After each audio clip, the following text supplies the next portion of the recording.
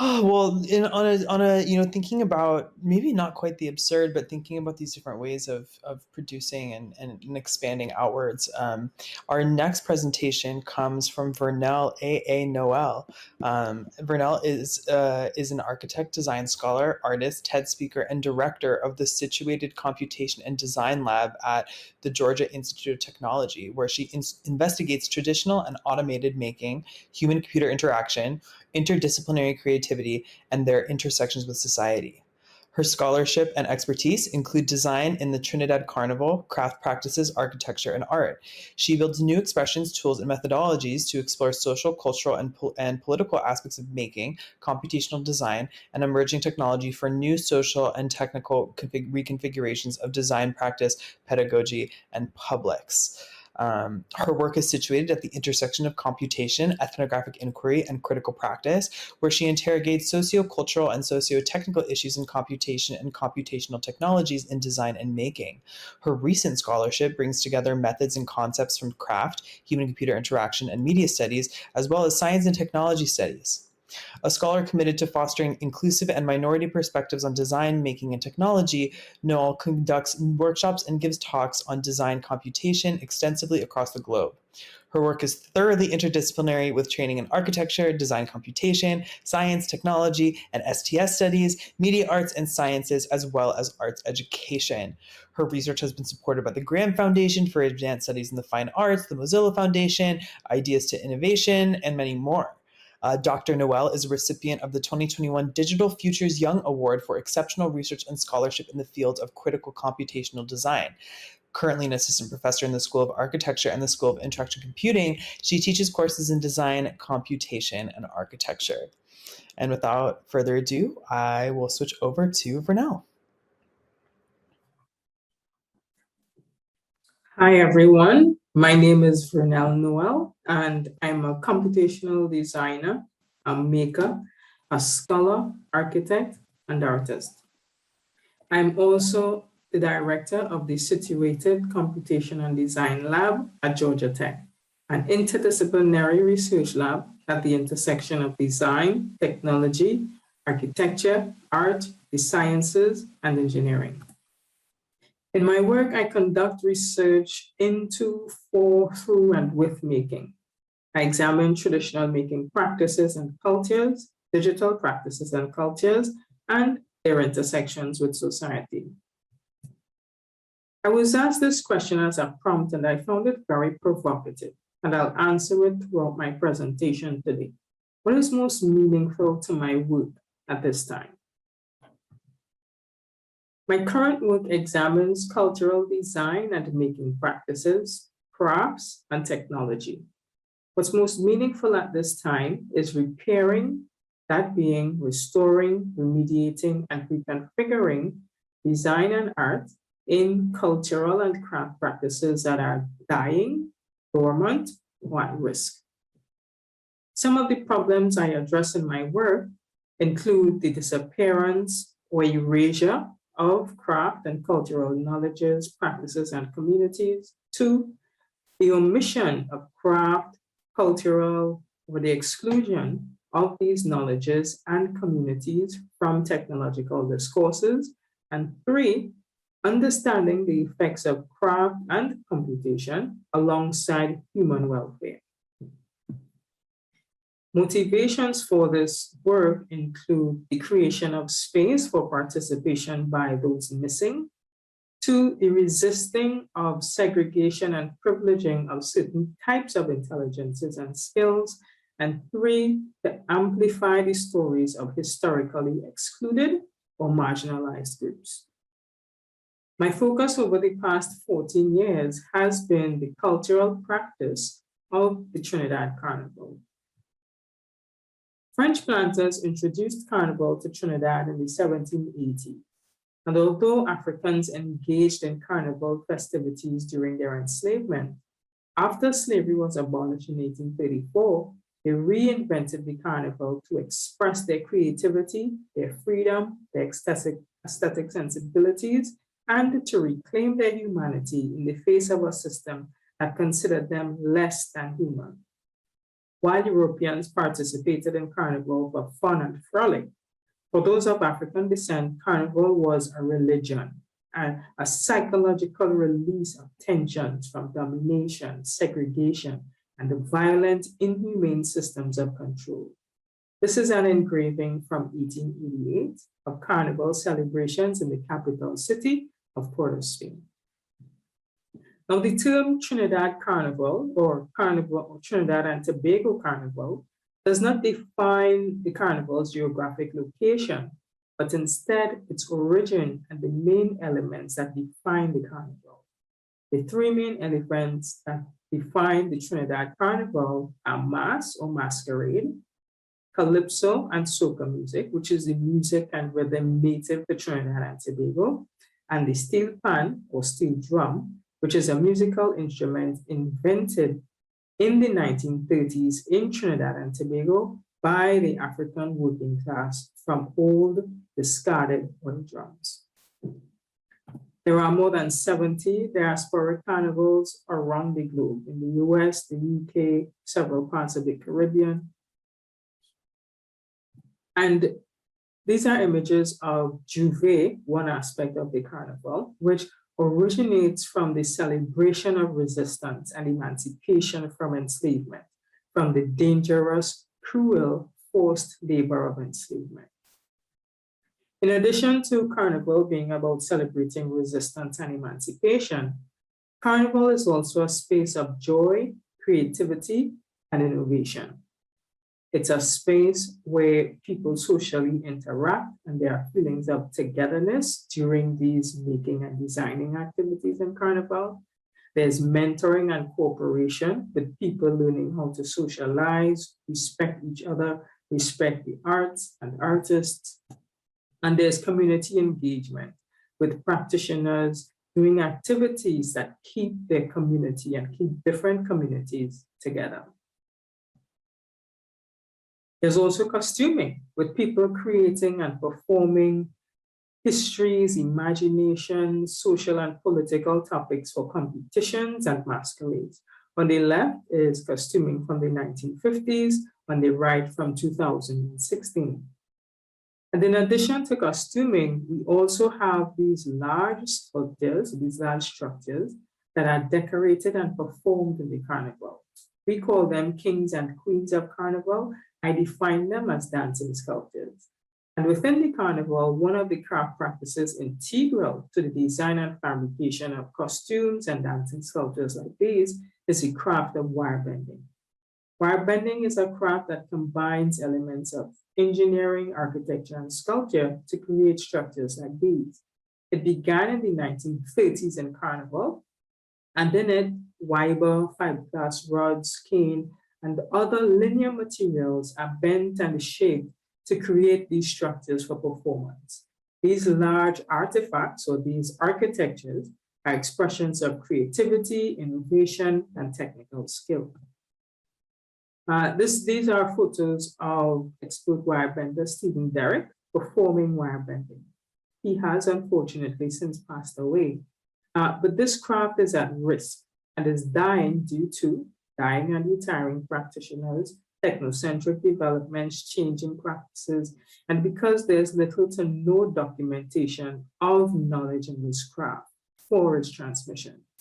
My work involves restoring, remediating, and reconfiguring this craft practice and its knowledges in carnival arts while continuing to focus on the sense of community that the carnival affords. This is Albert Bailey and again Stephen Derrick, two expert wirebenders I studied. And I studied them and their work to create a language that describes the craft of wirebending. I called it the Bailey-Derrick grammar. And this language, this tool, computationally describes technical knowledge in wirebending. It's a series of drawings that describe the steps, the materials, and techniques in wirebending, allowing analysis of wirebending artifacts, transmission of this knowledge and expertise for education and for practice. And this, what has been meaningful here is also the ability to teach and pass this knowledge on to others. So I conduct workshops, about this craft, this particular art. And this included art students and teachers in Trinidad and Tobago and architecture students. I teach them the Bailey Direct grammar, that is technical knowledge in wire bending, how to use the grammar, not only to design and build artifacts, but how to use it to ask questions, to speculate, to explore, to experiment. I then demonstrate the practical part of the craft, that is how to make bends, how to rotate one's wrist, etc. And what has been meaningful about this has been the creation of a new collaborative approach to the craft that did not exist before. Currently, wire bending is a singular practice with one person to one artifact. The grammar opens it up with many people to one artifact. It affords a collaborative approach which does not exist currently and appeals to participants, further reinforcing the mentoring, cooperation, and social interactions that's embedded in making and in Carnival. Drawing on this tradition, that is part of my culture, I make artifacts and architecture using techniques in wire bending. These are photos of some of my sculptures. I love lines. And in this case, I love tangible lines and intangible lines. I love the tectonics of materials as they come together, their interactions with light, shadow, and surfaces. The artifact is really not the thing, it's not the final thing. It's how the artifact and what the artifact reveals in its interactions with light, shadow, and surfaces. The lines, interactions with shadows, light, surfaces, and even itself. That intrigues me. This is one of my pieces, Symphoesis, currently on exhibit at the UQAM Design Center in Montreal, Canada. What's most meaningful about this is that I'm able to share these histories and cultures of design and making in Carnival while making these artifacts, as I think about them and as I share them with others. In addition to sculptures, I also experiment with this craft at the architectural scale by designing and building pavilions. This is a pavilion my students and I built using techniques in wire bending. That same craft that's dying is here being used to create architecture, to create new poetics of construction, highlighting a local material practice, a place, and people. What's meaningful here is that this builds on this craft with traditional and technological knowledge to revive craft, to revive collaboration, communal ways of making, mentoring, and cooperating using this cultural craft.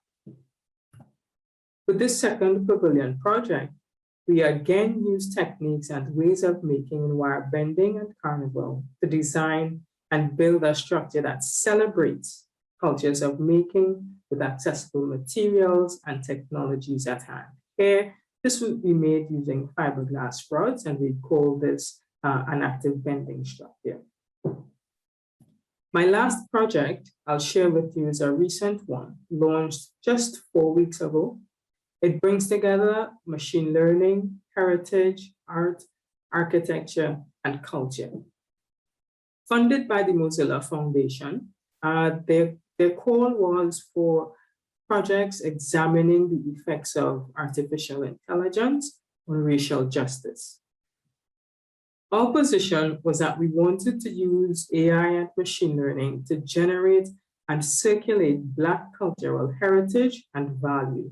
We wanted to showcase how our creativity is tied to our history, our liberation, and our innovations. How our expressions in art, design, and dance are vehicles through which we have fought oppression, shared knowledge, and shared absolute joy.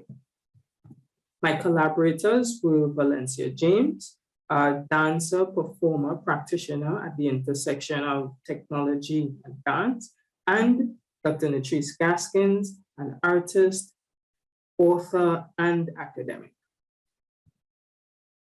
Our vision was an empowered, creative Black and Caribbean community that engage with, learn about, and interrogate AI to benefit ourselves and to contribute to global discourses on AI through cultural practices of and in Carnival, because we are already implicated in decisions around big data. So remember I showed you all these dancing sculptures earlier? For our project, our project involved creating a data set of hundreds of images of dancing sculptures and using StyleGAN to generate new imaginations, new design possibilities for future or other dancing sculptures. What might other dancing sculptures look like when their data set is hundreds of images of other dancing sculptures? These are some of the designs generated from the network from that data set of dancing sculptures. Okay. So these imaginations, these imaginary dancing sculptures are make us think about the possibilities for not just design, but construction. Think about what stories they might tell, what histories they might tell, and there are possibilities that reconnect people to their history and connect them to possible futures. Now, this project is more than the generation of design possibilities, but it includes how we showcase, celebrate, and extend Carnival and aspects of Carnival using digital tools and technologies. How do we reach our publics, touch the ground? There are several aspects of this project, so I encourage you to check it out. But I'll share just 3 parts of it: the virtual gallery, the virtual juve, and the virtual max. So I designed and modeled the architecture for this gallery, built it in Mozilla Hubs, and the gallery showcases AI-generated dancing sculptures with audio describing the work and Carnival. It also encourages participation by those who visit the gallery. So I encourage you to check it out.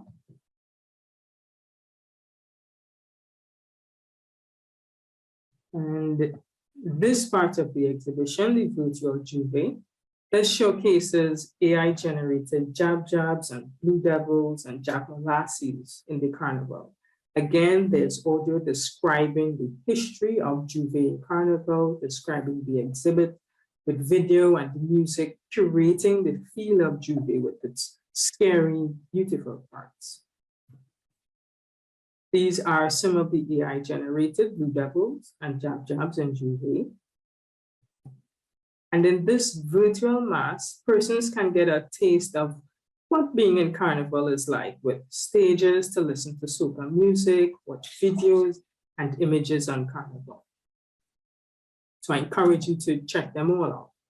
And what's meaningful about this project is that persons outside the bubble of academia, artists, and just people all over the world, anyone can get a taste of what the Carnival is about, learn about AI. It can be used to teach persons about Carnival and so much more. The pace at which this project touches the ground is also quick and accessible. Persons can experience it on their phones, share it with others, join or get in these virtual spaces and meet others, and again, affirm the sense of community that's foundational to the Trinidad Carnival. I encourage you to check it out and take some time. I think we'll be taking some time during the festival to explore these spaces together.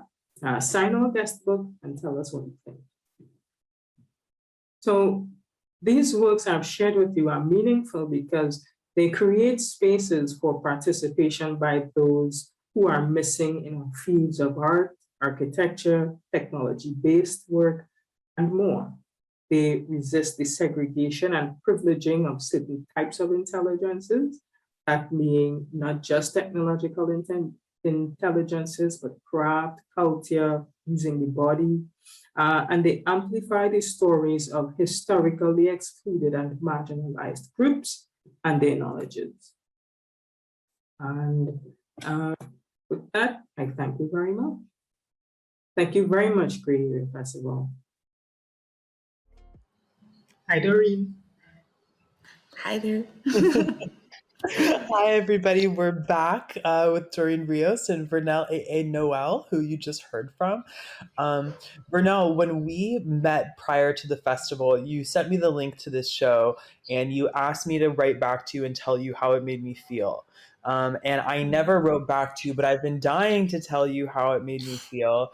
And the the the word that I could the best word I could describe was like welcomed and included. I think because when you walk in the space, you have this wonderful audio that kind of walks you through, explains what's going on. It's so vibrant. It's such a joyful presentation. And yeah, I think that it was just so fabulous to get to see that kind of, to see the machine's vision of what Carnival might look like. Okay. I'd love to hear a little bit more about this particular project and how you got started working on it. I mean, prior to, started working with the Mozilla Foundation, what made you want to combine artificial intelligence with Carnival?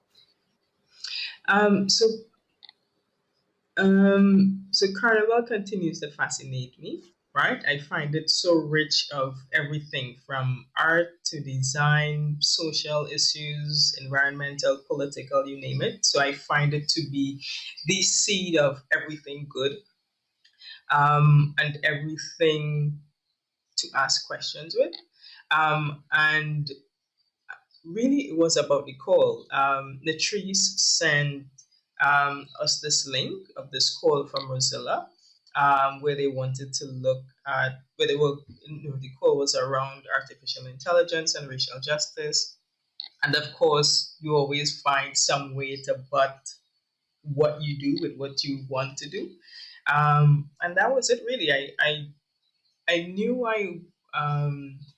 the generation of designs for dancing sculptures for future types of making and testing of making is something that it's my work. And so AI was the topic and the methodology. And so I wanted to test that and what the process was like, what the results might be, what they might tell us. So it was just a matter of, I think, combining a call and how we frame um, our frame around racial justice is one of celebrating those who are excluded or creativity and how we use our culture, our practices as a vehicle to teach us about these tools that we are already implicated in, but that we are left out of when it comes to developing them. I mean, what's that? I think that's something that I wanted to ask you about because, oftentimes, we've heard talks, for instance, from AM Dark yesterday, and she was talking about how racist algorithmic search results, once you see them and they become materialized on your screen, it becomes somehow more real and more impactful and more damaging. And it's really amazing to see this technology, which has been used to exclude, used to extract, and used to otherwise obviate Black stories, Black voices. You use it in a way that that counteracts that in a lot of ways to me, and pushes back against that erasure, and instead, uses it to expand the story, and provide different access points in. I'm wondering how, through this practice, and through this project, you were able to kind of turn those narratives about how the algorithm was working either against or for you around, and what it was like to wrestle with some of those things. Um, I wouldn't say I've as yet wrestled with what the algorithm has given us. I haven't asked that question. I haven't reflected on the project in that way just yet, um, because it's more than what the thing gives us, but creating these digital experiences, and especially where over the past 2 years, many communities, countries, we weren't able to engage in carnival because of the pandemic.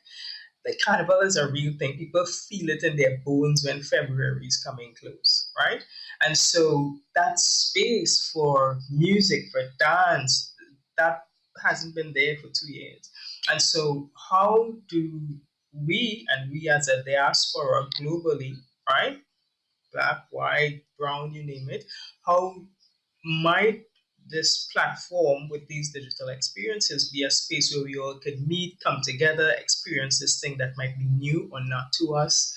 Um, so it's really about the sharing through this exploration, but trying to not necessarily simulate or replicate Carnival, but um, help us as we get through the next the past 2 years without this space for expression. It is an expression. It's something that physically comes forth from us. How do we create a space for that enjoyment? Oh, sorry.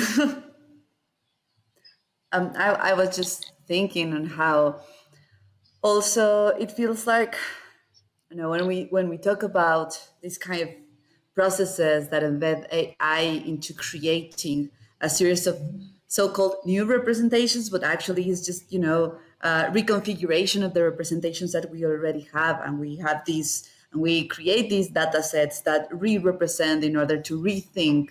Let's say objects or events or people or circumstances that are around us, and I kept on thinking how these connects very well with a question that I've had probably for the past 5 years, which is like, it is not only about talking or pointing at the problems that we have when developing or creating AI systems, right? It's also, how do we make ourselves visible there? How do we represent ourselves? How do we share what surrounds us, our stories and our traditions from there?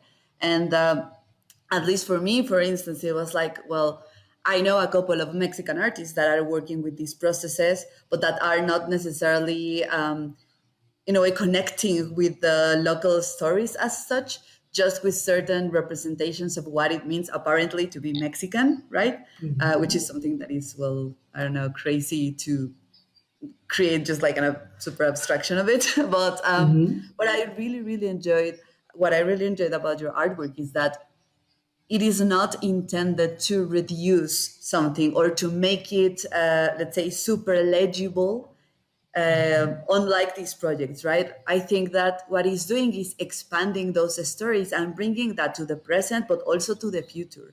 How are we going to be taking this into the future, right? And what can we keep, or what should be, I don't know, like placed within the conversation that is actually important, and which things need to change as well. And I don't know, I think a lot about science fiction writers, or such as like Octavia Butler, for instance, who was very strong about, like, well, if we do not write the stories where we put True, ourselves there and we do not represent ourselves there, no one is gonna do that for us. true. As tough as that sounds, and I think that is something that is very strong in your work, and I just wanted to hear a little bit more about that expansion into the present, but also into the future, or how you envision these within your practice, let's say, generally speaking, as well. Sure. I meanwhile, Doreen, I think I want you to describe my project from now on. So in terms of the sort of future thinking of it, I think of it through our making practices, our education, and our celebration of how our expressions of creativity continue to be a fuel for us, a fuel for change. How, especially as an educator, these very abstract, dematerialized ways of engaging in, it could be architecture, it could be computation, programming, these very abstract ways of thinking that separate us from our emotions. That's not the culture that I come from, right? And making spaces where people who understand the world through dancing, through music, through all of these voices of art, that too is valid. And this sterilization of knowledge and sterilization of what is digital knowledge or what's a data set is not the only way, and it should not, this erasure of people's histories, I think, is what I'm trying to push back against in my work. That is unkind to erase people's histories. It's violence to erase people's histories, and new stories get told without that context, and the very people who created these practices they're no longer there in those stories, and that there are on the ground repercussions to these things, right? And so it's about highlighting how wonderful, not that I need to, okay?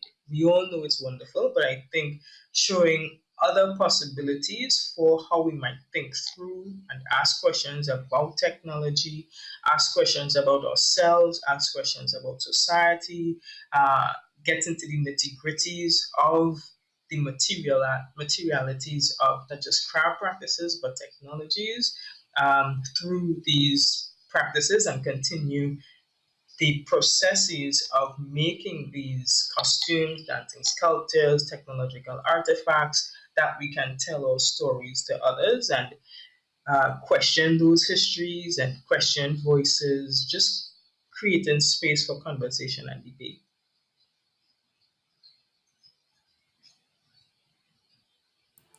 Wade, You're I think you're muted, Wade. muted. Oh, sorry. I thought I clicked on mute. That's my bad. Thanks. Mm-hmm. um, I wanted to dig in a little bit more into this, and because I think this festival is World in Protocol, and we're really trying to rethink ways that the world around us is constructed, and ways that we might be able to repurpose things that are harmful, or write new ones. And I'm wondering, in thinking about this expansion into the future that you were just describing. What other ways can we, as users of technology, of people who are as people who are subjected to the layers of software that permeate our society, what can we do within that context to push back, or to repurpose these harmful techniques, tools, technologies, and methodologies? One way I've been thinking through our tools. So this semester I did a quick workshop with some students around AI and design.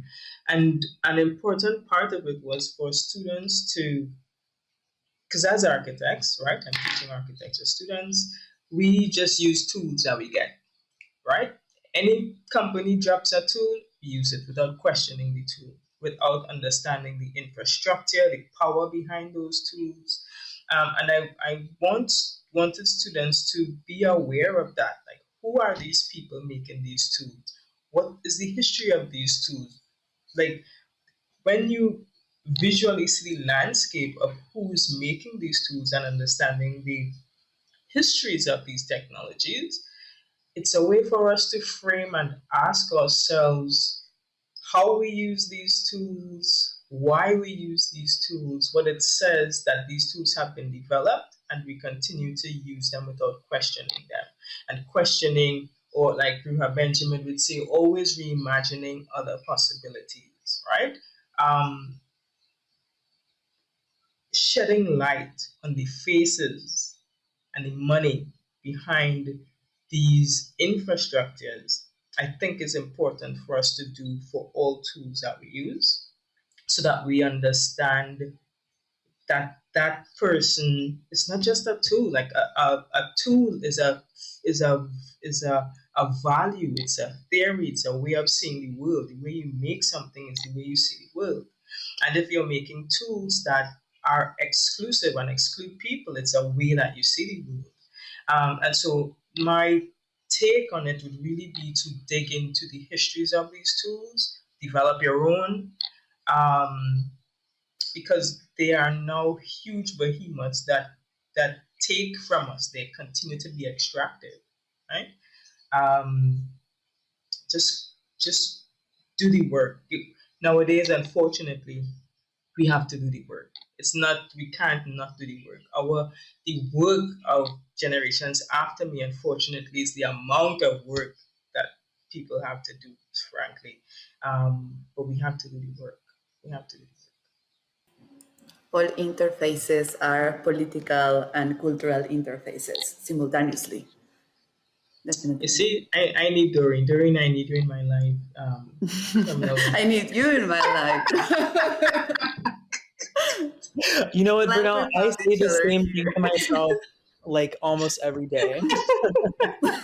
um, but in interesting. So earlier today, we were talking to Jeremy Couillard, who's a game designer and a visual artist, among other things, and he was talking about working in game spaces kind of like a collaboration with the software. And in so many Mhm. ways, I think that the kind of generative artificial intelligence work, like these images in the project, really represent a kind of collaboration in a way. And I was wondering if that's Mhm. something that resonates with you, and if so, what was that experience like of collaborating with the algorithm to produce these images? Yeah, so I would agree. And Valencia James, who I know is in gray area and who was on the project too, she always says, AI as a creative partner, right? And so I do, it's a creative partner, but for example, those images that are generated, my work goes beyond that, meaning I want to attempt to make these things to ask further questions about materials, techniques, etc. So it's more than the visual, but in my mind, I have to make this for the question to be complete, right? But the first set of results from it was like, wow, like it I didn't, my student was working with me on it, and we had no idea what it would be, and it blew us away, right? So it was almost dreamlike, exciting. It was just way cool, and beautiful.